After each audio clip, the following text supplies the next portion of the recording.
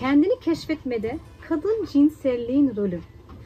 Bugün kadın cinselliğin kendini keşfetmedeki önemi ele alacağız. Bu konu kadınlar için kişisel bir yolculuğun başlangıcı olabilir.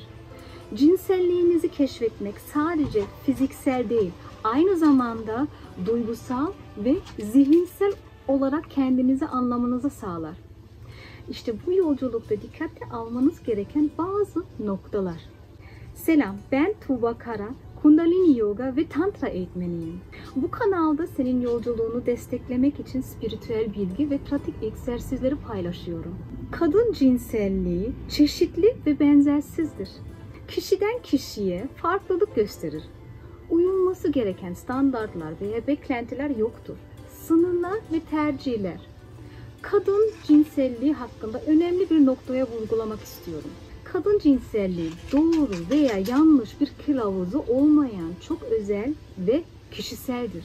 Her birimiz toplumsal beklentilere veya stereotiplere takılmadan kendi cinsel kimliğimizi keşfetme hakkına sahibiz. Bu çeşitliliği kabul etmek ve saygı göstermek kadın cinselliğiyle daha olumlu ve sağlıklı bir ilişki kurmamıza yardımcı olur.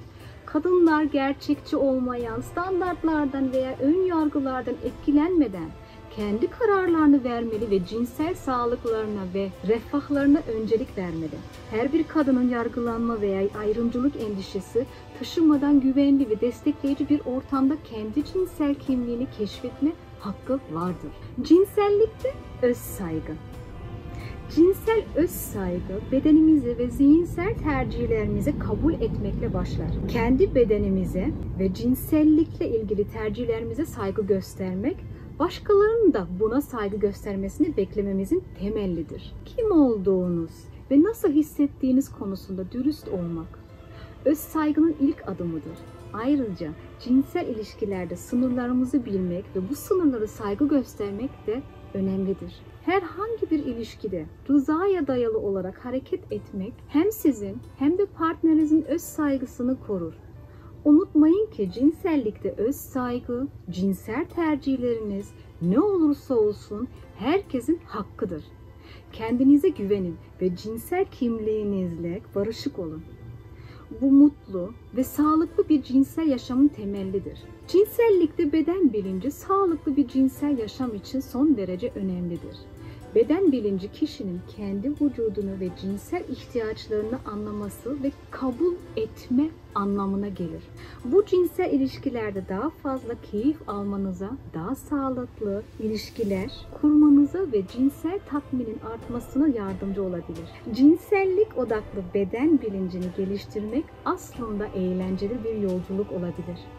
Bu konuda neşeli bir bakış açısı bu süreci daha keyifli hale getirir. Örneğin kendi bedeninize göz kırpmak ve onu sevmek günlük rutinin bir parçası haline getirebilirsiniz. Partnerinizle eğlenceli etkinlikler düzenlemek, cinsellik hakkında açıkça konuşmak ve birbirinize gülümsemek ikinizi daha yakınlaştırabilir. Cinsellikle ilgili kitaplar okuyarak veya uzmanların videolarını izleyerek eğitici ve eğlenceli bilgiler edinebilirsiniz. Açıklık ve samimiyet. İyi bir cinsel iletişim, duygularınızı ve düşüncelerinizi partnerinizle açıkça paylaşmayı içerir. Samimiyet, utanma veya çekinme duygusu olmadan konuşmayı ifade eder. Bu cinsel tercihlerinizden, ihtiyaçlarınızdan ve endişelerinizden rahatça bahsetmenizi sağlar. İyi bir iletişim sadece konuşmakla değil, aynı zamanda partnerinizi dikkatlice dinlemekle ilgilidir. Partnerinizin duygusal ve fiziksel ihtiyaçlarını anlamak için empati yapmalısınız. Dil kullanımı, nezaketli ve saygılı bir dil kullanmak önemlidir. Argoya başvurmak veya aşağılayıcı ifadeler kullanmak sağlıklı iletişimi zedeler. Cinsellikle ilgili belirsizlikleri veya endişeleri gidermek için açık sorular sormak önemlidir. Partnerinize neyi sevdiklerini, neyi istediklerini veya rahatsız oldukları şeyleri sormak iletişimi güçlendirir. Duygu paylaşımı. Cinsel deneyimleriniz sırasında duygusal deneyimleri paylaşmak da önemlidir. Partnerinizle duygusal bir bağ kurmanızı sağlar. Empati, partnerinizin duygusal ihtiyaçlarını anlayış göstermek ve onların hislerine önemsemek sağlıklı iletişimi güçlendirir. Araştırma ve öğrenme. Cinsel sağlık ve cinsel eğitim konularında bilgi sahibi olmak sağlıklı iletişimi destekler. Bilgi sahibi olmak yanlış anlamaları ve mitleri önlemeye yardımcı olur. Stres azaltmak.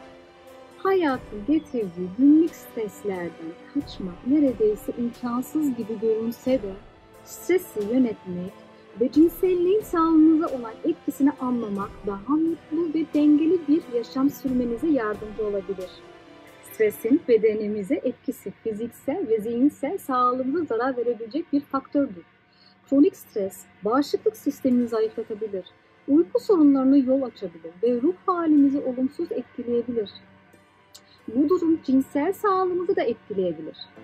Stresi azaltma yöntemleri için farklı yöntemler kullanabilirsiniz. Benim tavsiyem stresi azaltmak için harika bir meditasyon tekniği olan Kendini Sev meditasyonu kanalımda bulabilirsiniz. Yoga ve derin nefes alma egzersizleri stresi azaltmada etkili olabilir. Ayrıca hobiler edinmek, doğada vakit geçirmek ve sosyal ilişkiler kurmak da stresle başa çıkmada yardımcı olabilir. Cinsel aktivite vücuda rahatlatan ve stresi azaltan endorfinlerin salınmasıyla zenginleştirir.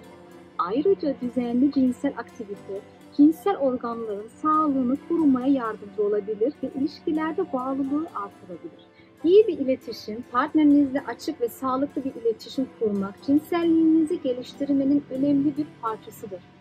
Duygularınızı ifade etmek, ihtiyaçlarınızı anlamak ve partnerinizle birlikte stresi azaltma yöntemleri konusunda işbirliği yapmak, ilişkinizi daha sağlam hale getirebilir. Bugünkü videomuzda öz saygı, duygusal bağlantı, cinsel sağlık ve bilgi ve stres azaltma gibi önemli konuları ele aldık.